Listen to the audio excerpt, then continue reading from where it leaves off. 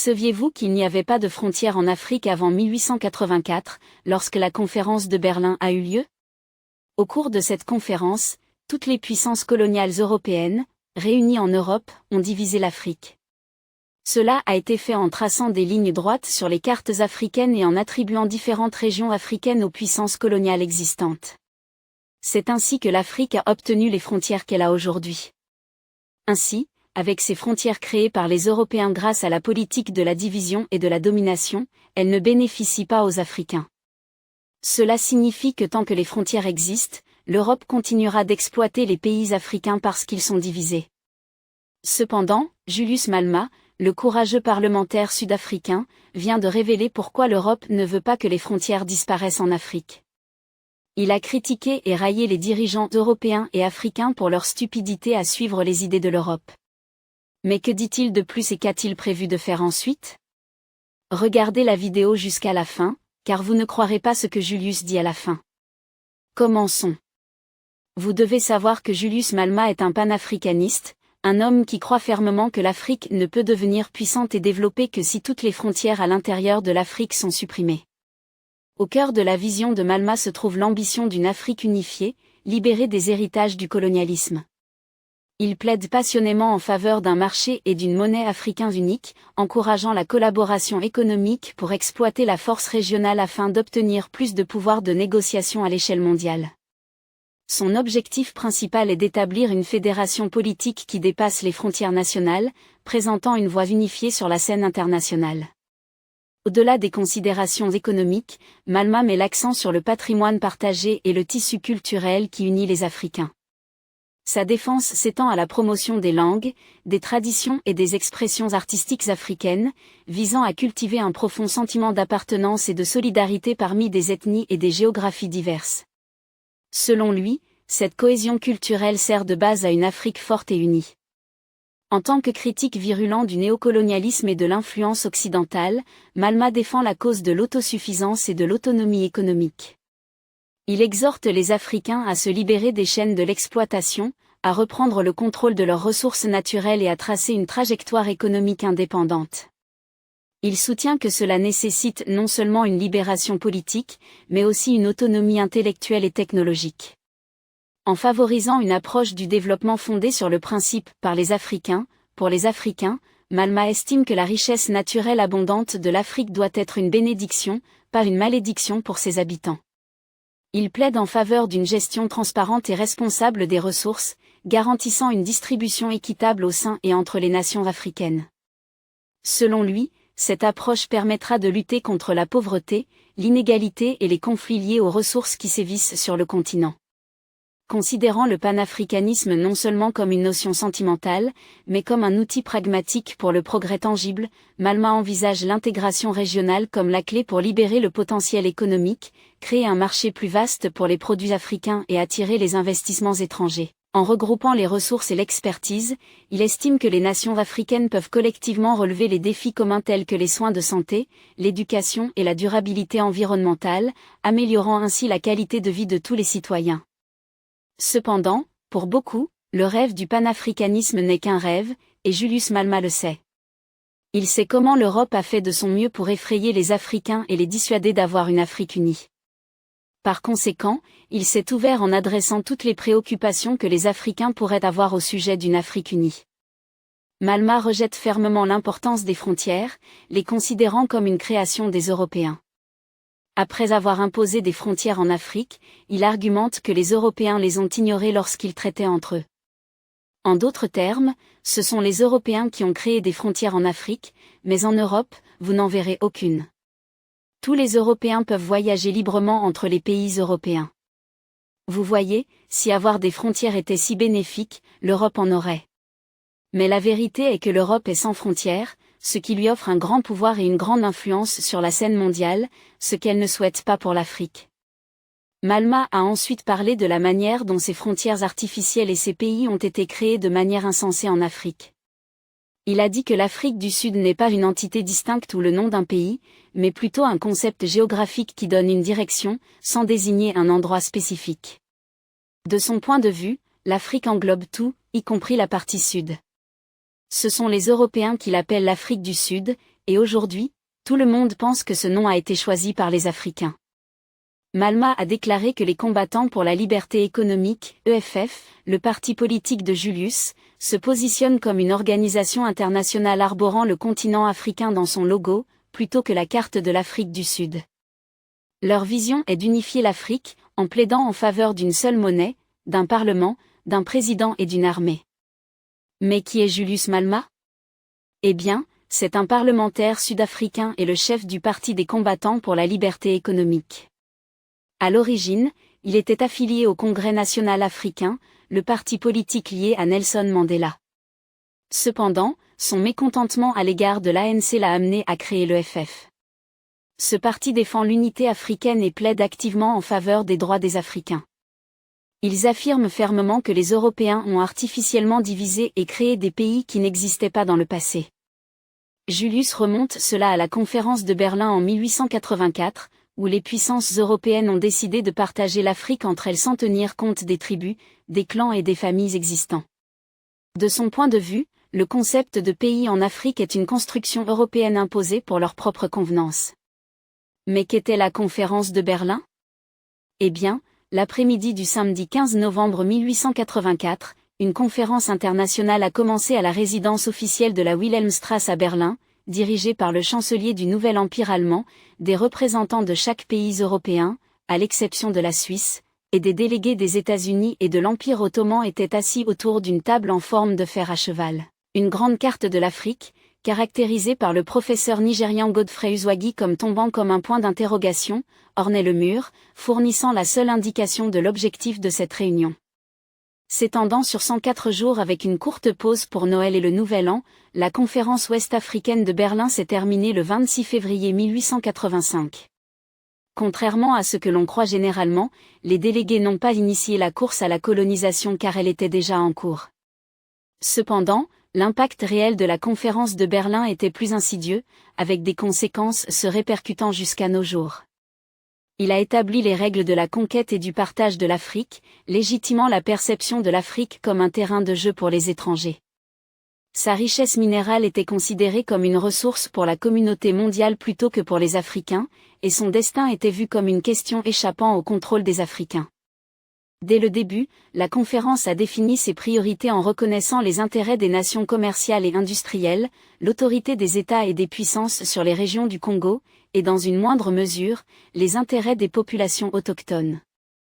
Les questions de souveraineté ont été intentionnellement évitées, et la légitimité de revendiquer les terres et les ressources d'autrui est restée incontestée. Les Africains étaient notablement absents de la table, et leurs opinions étaient jugées inutiles.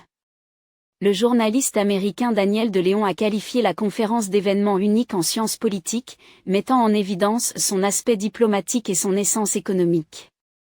Malgré sa présentation comme un sommet humanitaire, son ordre du jour était principalement économique.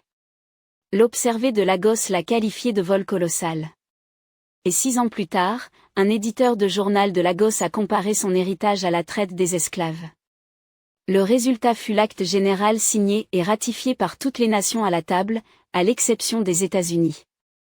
Parmi ces caractéristiques clés, on trouve l'établissement d'un régime de libre-échange au milieu de l'Afrique, contribuant à la reconnaissance de l'État indépendant du Congo et à ses 13 années d'horreur subséquentes, l'abolition de la traite transsaharienne et le principe de l'occupation effective. Bien que la tentative de créer une zone de libre-échange en Afrique ait finalement échoué, le principe de l'occupation effective est devenu un catalyseur pour la conquête militaire du continent africain, ayant un impact profond sur ses habitants. Il faut savoir qu'avant la conférence, 80% de l'Afrique restait sous le contrôle traditionnel et local, les Européens exerçant leur influence principalement le long des côtes. Après la conférence, ils ont entrepris la revendication de territoires intérieurs, ce qui a abouti à un patchwork de frontières géométriques imposées aux cultures et aux régions autochtones en Afrique.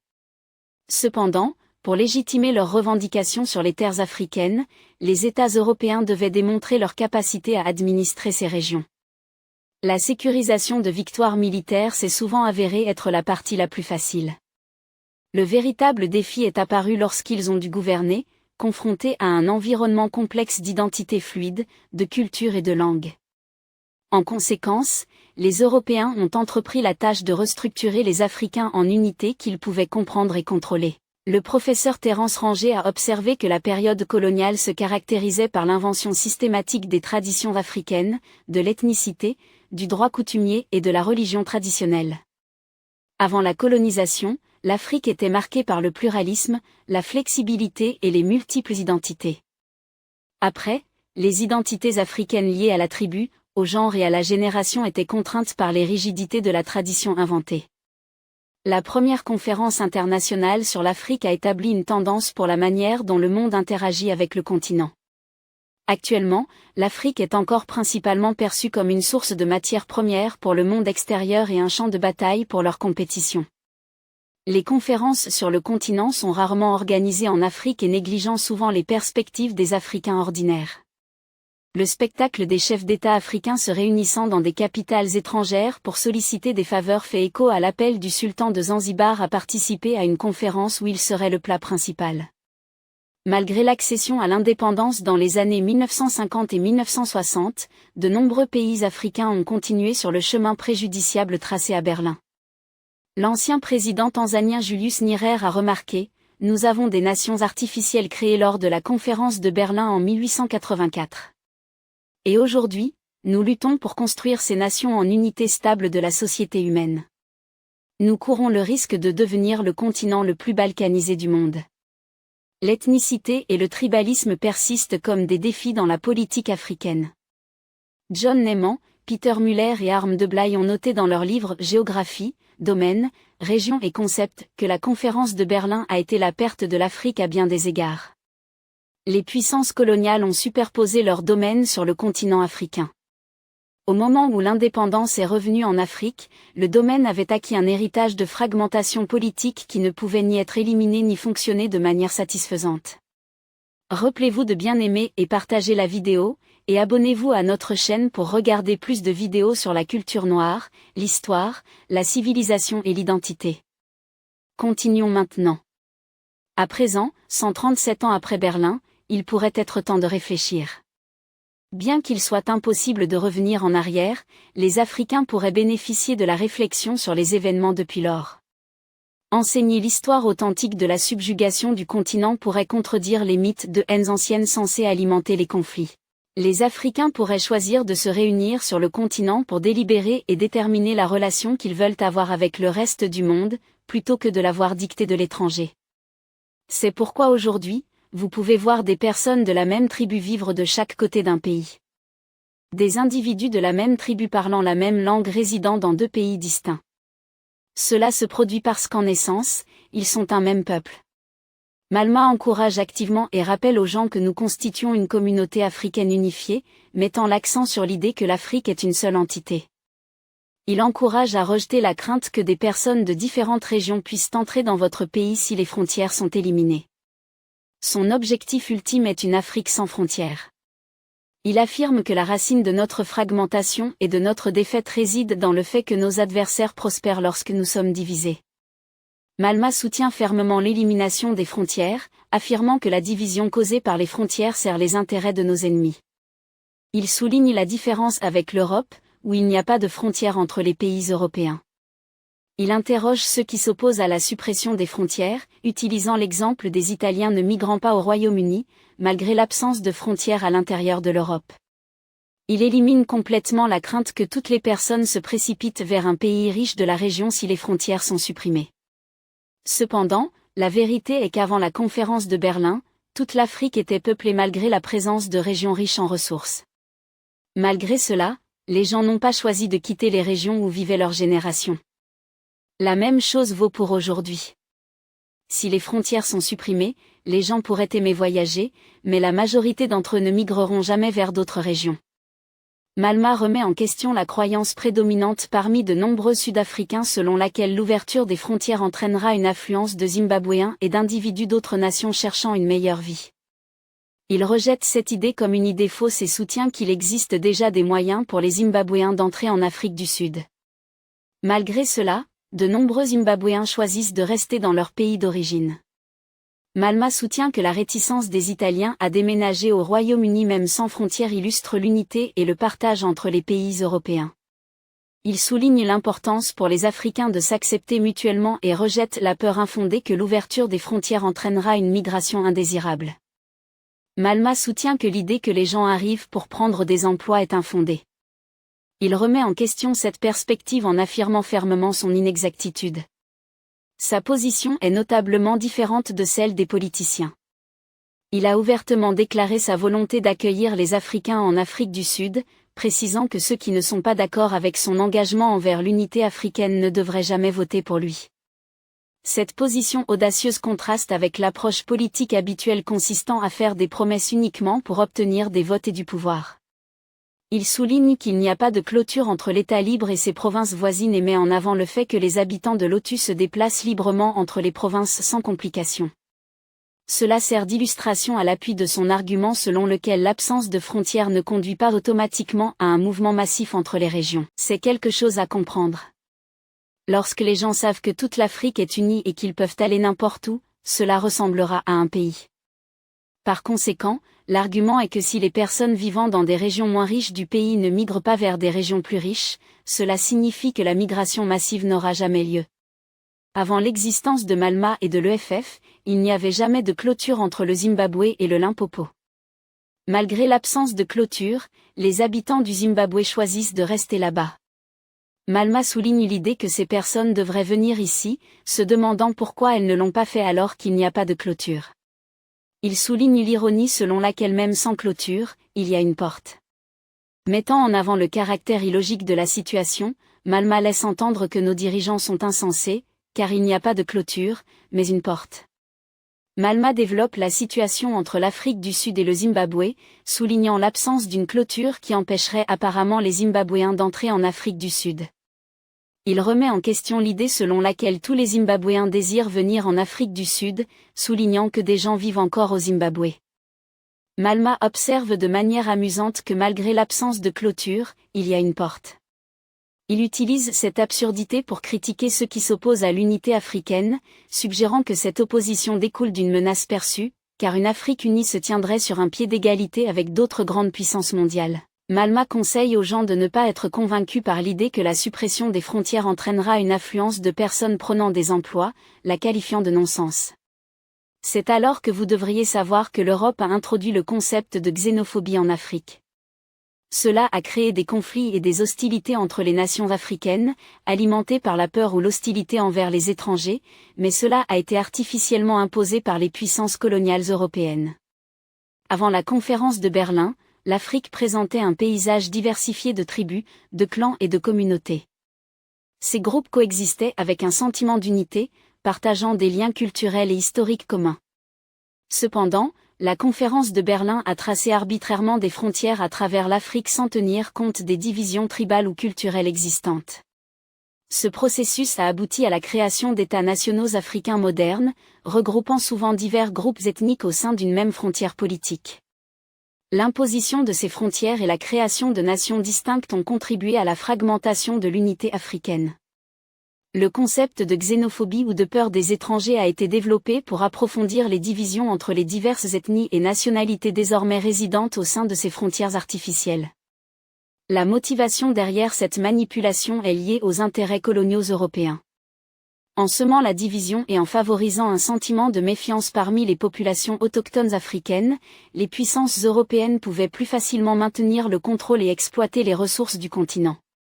En réponse à cette perspective, il existe souvent un appel à l'unité africaine. Les défenseurs soutiennent que surmonter la xénophobie et reconnaître les histoires et les cultures partagées pourrait contribuer à une Afrique plus solide et unifiée. La vision fondamentale de Julius Malema est d'imaginer une Afrique sans frontières. Un continent où les Africains peuvent se déplacer librement, se rendre visite mutuellement et nourrir une compréhension mutuelle. Il imagine une Afrique où les Africains peuvent investir dans différents pays, stimuler le développement et apporter leurs compétences pour contribuer. Cette vision entoure une Afrique unie, une fédération avec un seul gouvernement et une mentalité politique partagée qui peut conduire tout le continent vers le progrès. Malema affirme que si l'Afrique s'unissait en un seul pays, elle pourrait être plus forte que le reste du monde. Cette unité, dit-il, facilite la résolution des défis mondiaux et la résistance aux pressions externes, mettant en évidence la vulnérabilité des petits pays individuels. Malma a clairement déclaré que s'il n'y avait pas de blancs en Afrique du Sud, de nombreux Africains pourraient ne pas choisir de venir. La perception est que la population blanche en Afrique du Sud, historiquement associée au développement, a joué un rôle dans la construction d'infrastructures telles que des routes, des bâtiments, des hôpitaux et d'autres structures contribuant au progrès du pays. Malma compare la situation à d'autres nations africaines où historiquement, les Blancs sont arrivés pour exploiter les ressources puis sont partis après avoir satisfait leurs intérêts. De nombreuses personnes arrivent en Afrique du Sud en croyant fermement en leur droit à la terre et aspirant à contribuer au développement à long terme des infrastructures. Cette perspective diffère des autres régions de l'Afrique, où l'accent principal sur les infrastructures était la mise en place de routes depuis les mines jusqu'à la mer pour une extraction rapide des ressources. Ceux qui choisissent l'Afrique du Sud comme destination voient souvent des opportunités de développement, une perception influencée par la présence de la population blanche. Certains Sud-Africains, en particulier ceux confrontés à des opportunités limitées, expriment des inquiétudes concernant l'afflux d'Africains prenant des emplois dans divers secteurs, notamment la sécurité, la vente au détail et la vente de produits. Mais voyons comment les frontières créées par les Européens ont fait souffrir l'Afrique. De 2020 à 2022, les autorités au Mozambique, au Malawi et en Zambie ont découvert la tragique découverte de plus de 100 migrants non documentés venant d'Éthiopie, décédés de faim ou d'asphyxie en se rendant en Afrique du Sud. Vous voyez, ce sont les personnes qui luttent et perdent leur vie juste pour aller là où elles appartiennent. Comme l'explique l'Union africaine, la migration interne en Afrique est propulsée par divers facteurs, notamment la recherche de meilleures conditions socio-économiques grâce à l'emploi, des considérations environnementales et la recherche de refuge contre l'instabilité politique, les conflits et la guerre civile. La migration de la main-d'œuvre, en particulier des travailleurs peu qualifiés, reste une forme constante de mouvement à l'intérieur du continent. Cependant, de nombreuses réglementations en matière d'immigration en Afrique ne prévoient pas de visa pour de tels travailleurs et réfugiés économiques. Par conséquent, de nombreux immigrants désespérés ont recours à des passeurs pour les aider à atteindre des pays offrant des opportunités d'emploi supérieures. Après avoir pris d'importants risques personnels pour migrer, les migrants non documentés rencontrent de nouvelles menaces et dangers lorsqu'ils atteignent leur destination. En Afrique du Sud, l'opération Dudula, une organisation anti-migrants, crée activement un environnement hostile pour les migrants africains non documentés. Depuis janvier, le groupe a entravé l'accès des migrants non documentés aux soins de santé dans une clinique centrale de Johannesburg et a tenté d'expulser les enfants sans papier des écoles gouvernementales à Diepsloot, une zone densément peuplée. L'opération Dudula cible également les migrants impliqués dans de petites entreprises, des stands sur les marchés et des magasins informels, exigeant leur fermeture et leur départ. Cependant, l'Afrique du Sud, ses autorités et tous les pays africains n'ont tout simplement pas le temps de penser qu'ils suivent l'idée de l'Europe concernant l'Afrique. Utiliser la force pour empêcher les Africains de venir dans un pays africain, voilà ce que faisaient autrefois les Européens. Malgré des personnalités influentes comme Julius Malema et PLO Lumumba qui prônent une Afrique sans frontières et l'unité entre les Africains, cette pensée éclairée se heurte à des obstacles. L'adoption en 2018 par l'Union africaine du protocole au traité établissant la communauté économique africaine, qui promeut la libre circulation, manque encore de soutien complet. Seuls 32 des 55 pays africains l'ont signé, et seuls 4, le Rwanda, le Niger, Sao Tomé et Principe et le Mali, l'ont autorisé.